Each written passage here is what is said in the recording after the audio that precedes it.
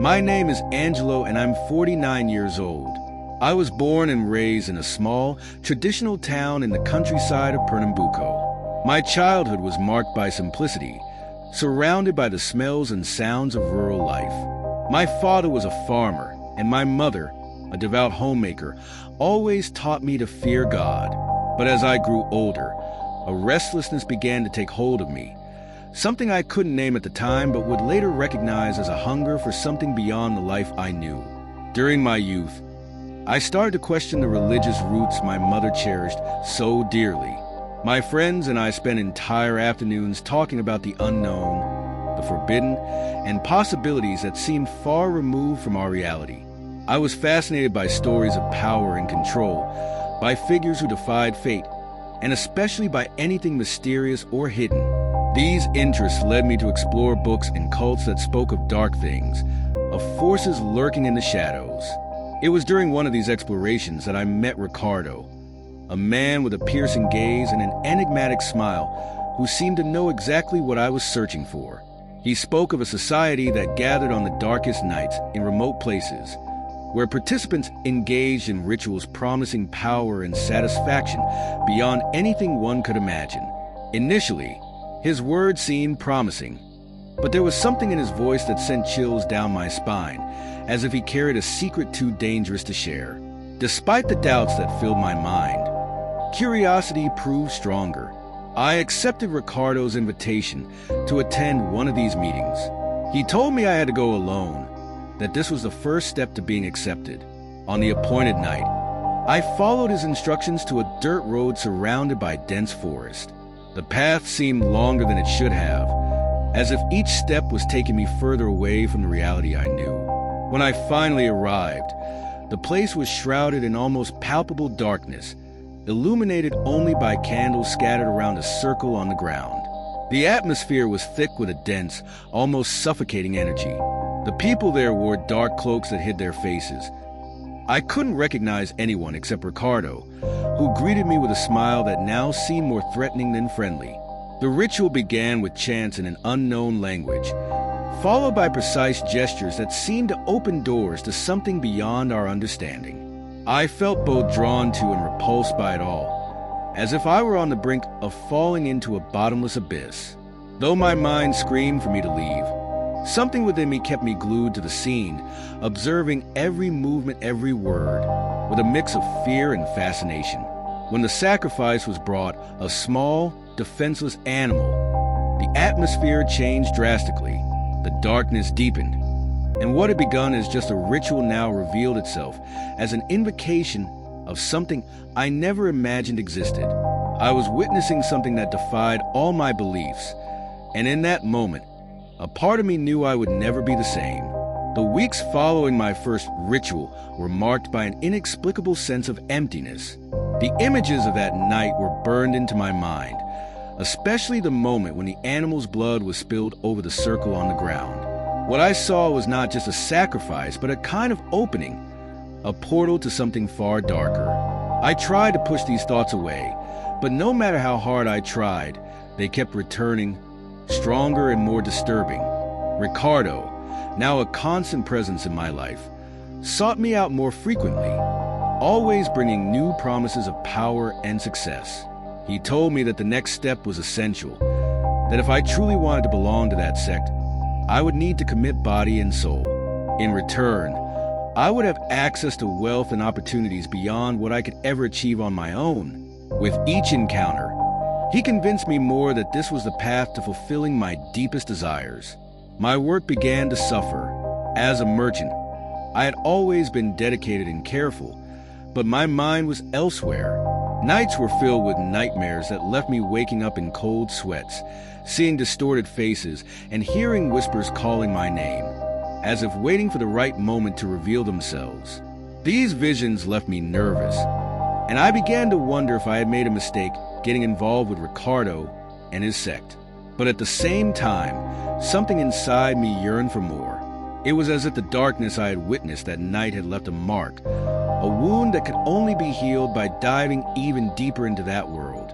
My curiosity had turned into an obsession, and the idea of abandoning everything seemed impossible. There was a force pushing me to continue, even knowing that the path I was on could destroy me. The second ritual was marked by even greater intensity. This time, we were taken to a more remote place, a clearing surrounded by ancient trees that seemed to carry centuries of secrets. The night was cold, and a thick fog enveloped the area, making it hard to see much beyond the candlelight. Once again, the hooded figures were present, and I felt increasingly like a part of that group, as if I were connecting to something larger, something that transcended the physical world. Ricardo announced that to progress, we would need to offer something more valuable than before. I didn't know what he meant, but the feeling of danger was palpable. When the sacrifice was revealed, my stomach turned. It was no longer a small animal, but something far more disturbing, a symbol of forces I still didn't fully understand. The ritual that followed was more intense, more violent, and the atmosphere around us seemed to pulse with a dark energy I had never experienced before. The chants grew louder, and the smell of incense and blood mingled with the cold air. Suddenly, a goat was slaughtered, and the blood was collected in a vessel that was passed from hand to hand until it finally reached me. I hesitated for a moment, but under Ricardo's piercing gaze, I drank from the chalice, sealing my commitment to that sect once and for all. It was at that moment that I felt a change within me, something that couldn't be undone. I had crossed a line, and I knew there was no going back. The days that followed were a blur of conflicting emotions. I felt more powerful, as if something inside me had awakened, but at the same time, a sense of weight and guilt began to settle in. I started to isolate myself from the few friends and family members I had left, fearing they would notice the change in me. What had once been a peaceful and predictable life had now become a spiral of chaos and darkness, and I was increasingly trapped in it. The transformation within me became more evident with each passing day, and the nightmares, once sporadic, now haunted me every night. It wasn't uncommon for me to wake up screaming, drenched in cold sweat. Ricardo had become a constant presence in my mind, and his influence seemed to grow with each encounter. One of those nights, after yet another session of insomnia and terror, I decided to seek help. Fear had become a constant companion, and I could no longer ignore it. I went to a small church on the outskirts of town, a place my mother used to frequent before she passed away.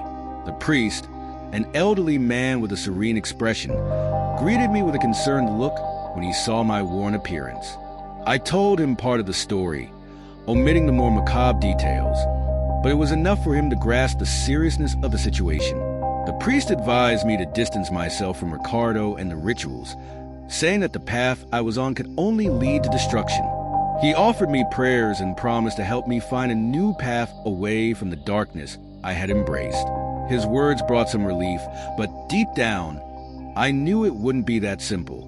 The darkness had already taken root inside me, and with each step I took, it seemed to grow stronger, feeding on my fears and insecurities.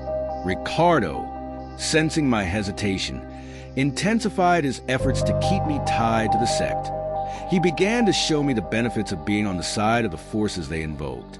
Business opportunities started to emerge out of nowhere, and what once seemed impossible was now within my reach. Gradually, I began to realize that the price of the success I had always sought was becoming too high. What I had gained in material prosperity, I had lost in peace of mind. One night, I was summoned to a ritual that Ricardo claimed would be the most important yet. He told me that after the ceremony, I would be fully integrated into the sect and my life would change forever. Reluctantly, but with no strength to resist, I accepted the invitation. The chosen location was an old farmhouse abandoned for decades, far from town. The place had an aura of abandonment and sadness, and the feeling that something terrible was about to happen was inescapable. When I arrived, I was greeted by Ricardo and the other members of the sect, all dressed in their dark robes with their faces covered. The ceremony began in a manner similar to the previous ones, but this time there was a sense of urgency, as if something was about to be revealed. In the center of the room, a stone table was prepared, with candles and symbols I didn't recognize arranged upon it. The atmosphere was thick with heavy, almost suffocating energy. I could feel my heart racing as a sense of dread took hold of me. Then, Ricardo made a signal, and two of the members brought in a young woman who seemed to be in a trance. She was placed on the stone table, and the silence that followed was broken only by the chants that began once again. Seeing the woman lying there, defenseless, a feeling of horror washed over me. I realized in that instant how far I had gone and what was truly at stake. The human sacrifice they were about to make was more than I could bear. I tried to move, to do something, but it was as if an invisible force held me in place. Ricardo's eyes bore into mine, and I knew then that there was no way out. The ritual reached its climax, and I could no longer witness the horror unfolding before me. I turned and fled, running as fast as my legs could carry me, without looking back. The sounds of the chants and the image of that young woman haunted my mind as I ran through the darkness. When I finally stopped, out of breath and trembling, I realized that my life would never be the same. Today, I live with the consequences of the choices I made. The darkness I once sought has become my constant companion. And although I try to lead a normal life, the memories of those rituals continue to haunt me. I never saw Ricardo or any of the other sect members again, but their presence lingers in the shadows of my mind. The sense of guilt and the fear of what I might have become remain with me, a reminder of the price I paid for seeking what I shouldn't have. My story is a warning to anyone who, like me, is drawn to the unknown, to the dangerous allure of power and mystery. Some doors should never be opened, and some paths should never be taken, because once you cross the threshold, there is no turning back. My name is Pablo, and life in Complexo de Mer has never been easy. From an early age, I learned that power and fear are the only currencies that circulate here. I grew up watching my mother work double shifts to support the family, while my father, when he wasn't in prison, ignored us. School never attracted me, but the streets did.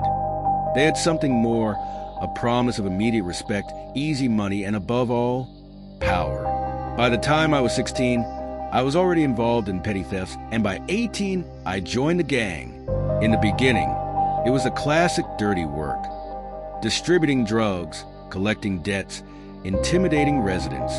But soon, I realized that true power wasn't in the hands of those who followed orders, but in those who gave them. I wanted more, and was willing to pay the price to climb the ranks.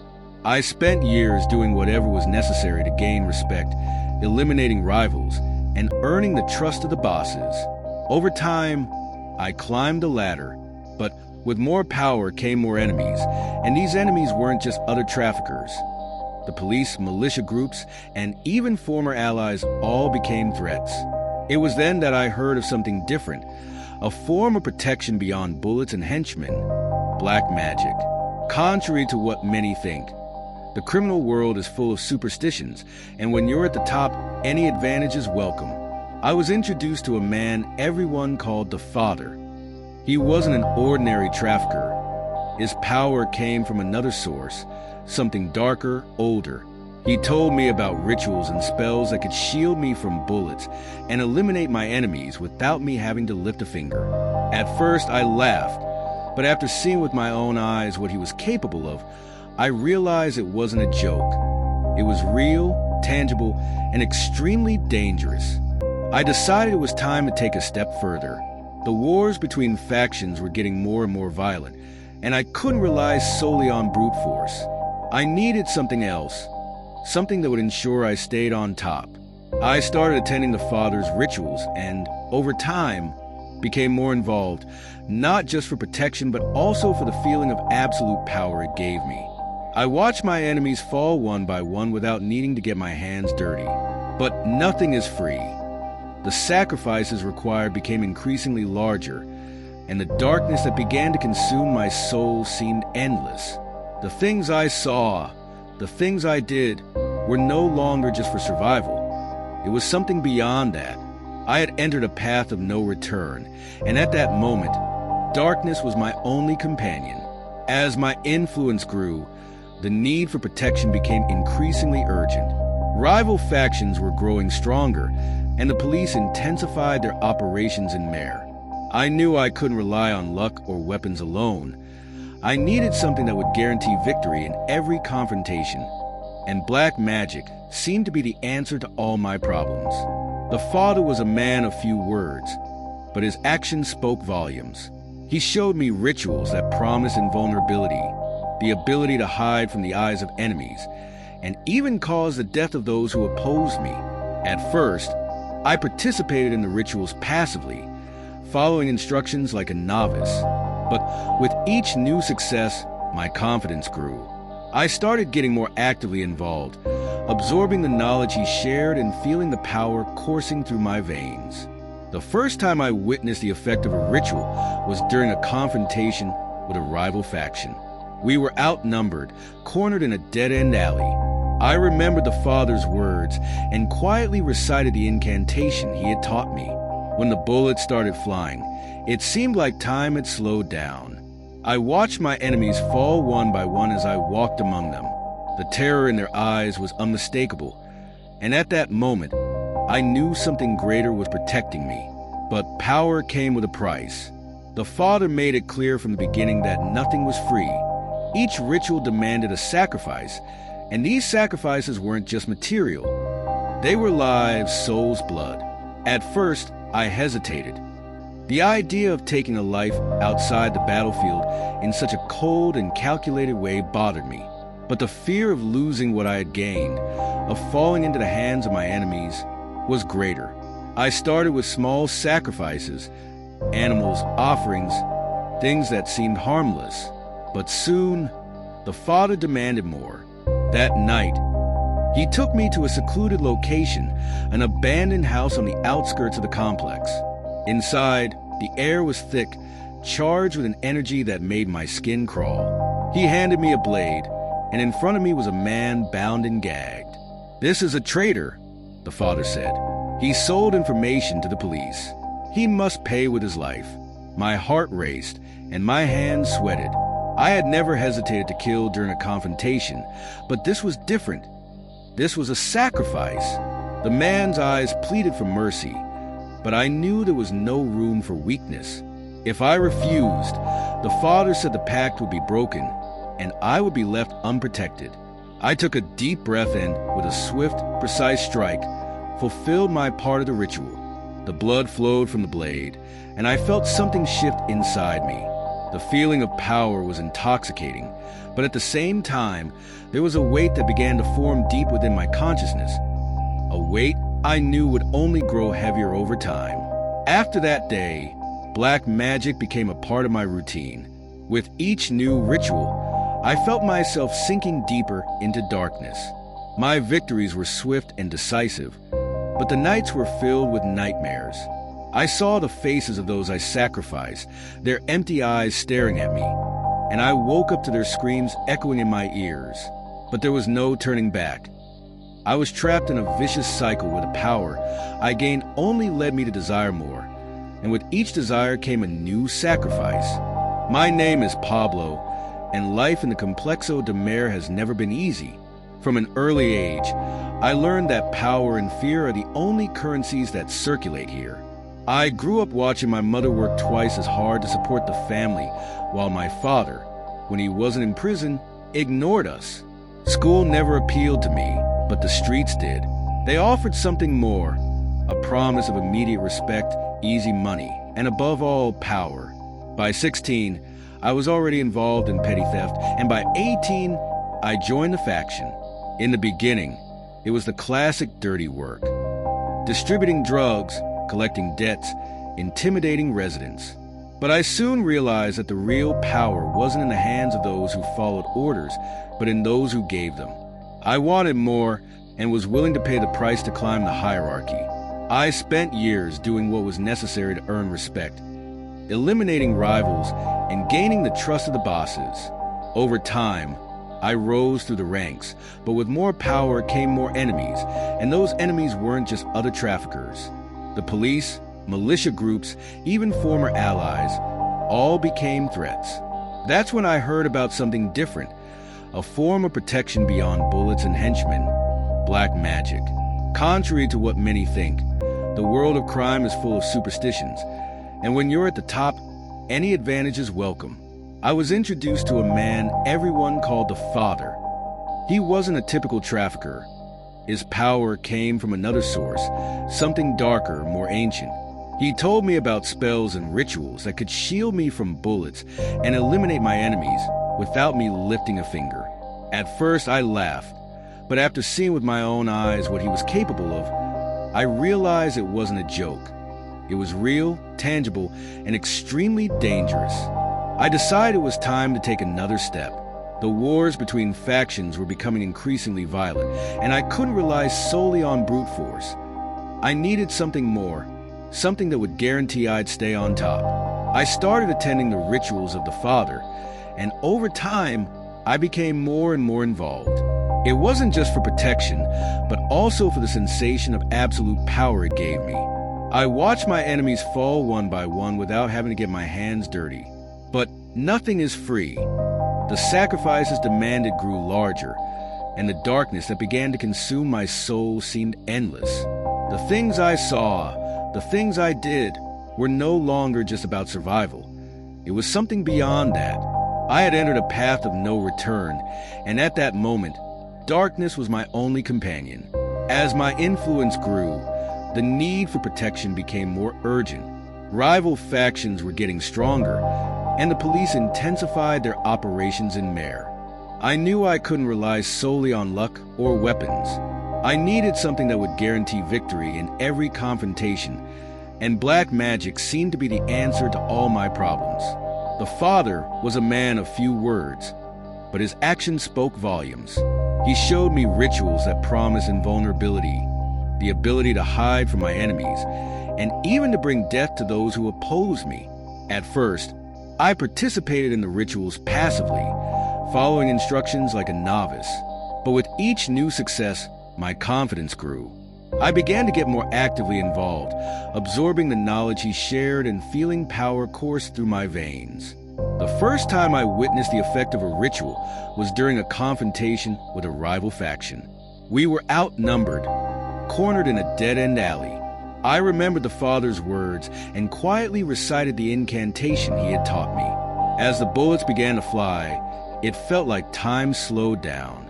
I watched as my enemies fell one by one while I walked among them. The terror in their eyes was unmistakable, and in that moment, I knew there was something greater protecting me. But power came at a price. The Father made it clear from the start that nothing was free. Each ritual required a sacrifice, and those sacrifices weren't just material. They were lives, souls, blood. At first, I hesitated. The idea of taking a life outside of battle, in such a cold and calculated way, unsettled me. But the fear of losing what I had gained, of falling into my enemy's hands, was stronger. I started with small sacrifices, animals, offerings, things that seemed harmless. But soon, the Father demanded more. That night, he took me to a secluded place, an abandoned house on the outskirts of the complex. Inside, the air was thick, charged with an energy that made the hairs on my neck stand up. He handed me a blade, and in front of me was a man, bound and gagged. "He is a traitor," the Father said. "He sold information to the police. He must pay with his life."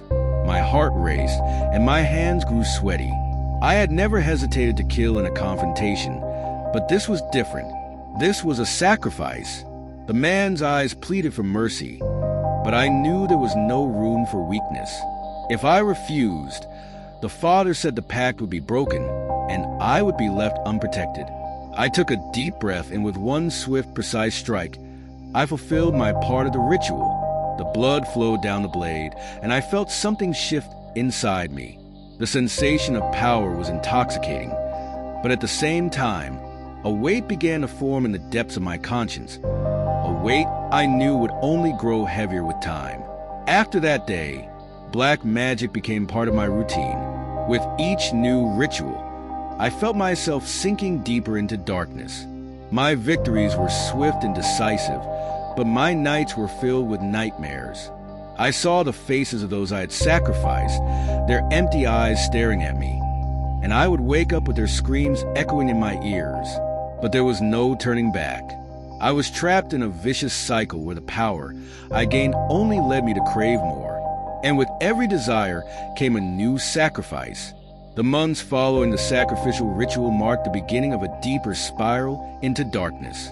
The Mare complex was in constant turmoil, with factions at war, and every corner seemed like a front line. I was respected, even feared, but at a cost that weighed on me more heavily with each passing day. The rituals became routine, with new events taking place every week. More and more sinister and cruel, the power I felt was palpable. However, with each new sacrifice, the weight on my conscience grew. I began to distance myself from everything that was human, seeing life as something disposable. The idea of a life being sacrificed, a soul being consumed, seemed like a mere exchange for the protection I sought. It was during one of those nights that I witnessed something that defied all limits of my sanity. The ritual was being conducted by the Father, but there was something different about that day. The atmosphere was charged with an almost electric tension. The group had gathered in an isolated location, an old abandoned factory where darkness seemed to take over the place. The ritual involved not just a human sacrifice, but something much more sinister. The candles were arranged in a circle, and in the center was a man bound and covered with a black cloak. Around him, the participants recited chants in a language that seemed to transcend human understanding. But the most shocking thing was what happened next. The Father began to summon an entity that, according to him, would offer absolute power in exchange for a greater sacrifice. The man in the center, still alive, was immolated.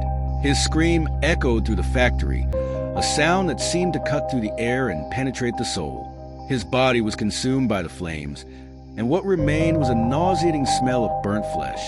The entity seemed to respond to the ritual, and the air filled with an oppressive presence. I saw shadows moving unnaturally, as if they had a life of their own. The horror of the situation was enough to make me question everything I had believed in. I knew I was at the bottom of an abyss and had completely lost control of my own life. Every ritual I witnessed seemed to turn into a more vivid and disturbing nightmare. The visions of demons and dark entities wouldn't leave my mind. My nights were filled with nightmares and hallucinations, and I would wake up in a cold sweat with the echo of screams and the odor of sacrifices still fresh in my memory. My relationship with the Father began to deteriorate. He became increasingly demanding, and the rituals became more brutal and frequent. What once seemed like a path to power had become a prison with no escape. I was surrounded by darkness that seemed to have no end, and the only thing I desired was to escape from that endless nightmare. But the idea of retreating wasn't an option. With each passing day, I felt that the power I sought was slowly consuming me. It was during a particularly oppressive night that I finally made a desperate decision. I needed to find a way to escape that world of darkness and reclaim my humanity. I knew I couldn't continue down this path without sacrificing even more of myself. The idea of seeking redemption became an obsession, and I began to look for a way to free myself from the grip of black magic. Then, in a casual conversation with an old acquaintance, I heard about the possibility of redemption, a religious group in Pernambuco that offered help to people trying to break away from occult practices. I didn't know if I could trust it, but the idea of seeking help gave me a small glimmer of hope. I knew I had to try, even if it was my last chance. My decision was made. I needed to find a way out, no matter the cost. The name of the religious group in Pernambuco came to me through a contact who, despite being unreliable, offered me the hope of a new direction. The idea of seeking help, of finding a path back to the light, was my way out of that endless nightmare. The group, known as Caminho de Luz, Path of Light, was an organization dedicated to helping people who had been involved with occult practices and wanted to free themselves. Their meetings were held in a simple location, far from the city, in a small rural community.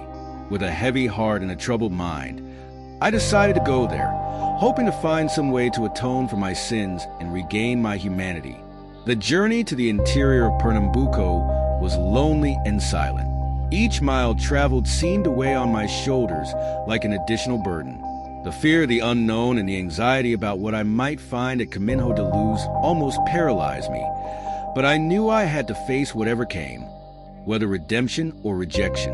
When I finally arrived, I was welcomed by a group of people with calm and kind expressions. The group leader, a man with a serene appearance and a calm voice, received me with an understanding I hadn't expected. He introduced himself as Paulo, and his words had an unexpected effect on me. There was something about his presence that conveyed a sense of peace, something I had lost long ago.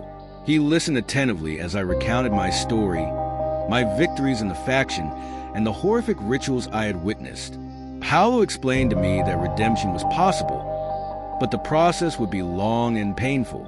There were several steps to break away from occult practices, which involved not only renouncing the rituals, but also undertaking deep internal work of reflection and repentance. To my surprise, the first step was to confront my own demons, literally and figuratively. The counseling sessions were intense. Each meeting with Paulo and the group members forced me to confront my past actions and the horrors I had caused. The conversations were difficult, and the weight of my deeds seemed to materialize with every word. I felt the burden of guilt and regret building up, and at times the pain was almost unbearable. Over the weeks, I began to participate in the group's activities. They offered spiritual counseling, prayer sessions, and purification rituals. The idea of purification was particularly difficult for me. Watching the group members engage in practices so distant from my past experiences made me question if I could truly change. But each day, I noticed small signs of transformation within me. During one of the purification rituals, an event that deeply marked me, I found myself standing in front of a mirror, reflecting on my life and my choices. The ceremony involved deep introspection, and participants were invited to look into the mirror as they reflected on their sins and sought redemption. Tears streamed down my face as I looked at the man I had become and tried to recognize the person I wanted to be. The path to redemption was not easy. The memories of the dark rituals and the screams of those I sacrificed continued to haunt my dreams. Guilt and remorse were constant, and I often wondered if I could truly escape the shadow that had fallen over my life. But the patience and understanding of Paulo and the group were fundamental. They helped me find a new perspective, to see the possibility of a future where I could contribute positively to the community. Finally, after months of intense work, I began to feel a shift within me. The memories of the rituals and the nightmares began to fade, and the sense of peace I had lost started to return. There was no definitive conclusion, but the journey back to the light was underway. I knew that the fight against the darkness wouldn't end, but the hope and determination I found in Kaminho de Luz gave me the strength to keep fighting. Over time, Kaminho de Luz became a beacon of hope amidst the darkness I had lived in. The purification practices and counseling meetings helped me find a new perspective. However, the past did not easily disappear. The memories of the macabre rituals and the lives I had destroyed had left deep scars, and the fear that those shadows would return always haunted me. During one of the weekly meetings, Paulo suggested that I participate in a special retreat focused on confronting and overcoming past traumas. The retreat would be held in an isolated location, an old country house owned by the group. The goal was to create an environment where participants could disconnect from external influences and face their most painful experiences. I accepted the proposal, feeling that it was a crucial opportunity to move forward in my redemption process. The arrival at the retreat was marked by a sense of tension. The house was simple, but its location in the middle of a dense forest gave it an aura of isolation. There was something almost symbolic about the idea of being surrounded by nature while confronting the horrors of my past. The retreat began with a series of reflection and prayer sessions, followed by group activities aimed at fostering self-understanding and forgiveness. It was during one of these activities that I had a revealing experience. I was invited to write a letter to myself, describing all my regrets and asking for forgiveness for my mistakes. The idea was to read the letter aloud in front of the group as an act of liberation. The words came out of me with intense emotional weight, and as I read the letter, I felt a wave of relief mixed with pain. It was as if, by verbalizing my sins, I was freeing myself from a heavy part of my soul. However, the sense of relief was interrupted by a disturbing presence. The night after the ceremony, I began to hear strange sounds coming from outside, whispers and moans that seemed to echo through the forest. At first, I tried to ignore them, thinking they were just products of my troubled mind, but the sounds grew more intense and threatening, leading to a fear I hadn't felt in a long time. Confronting my fears, I decided to investigate.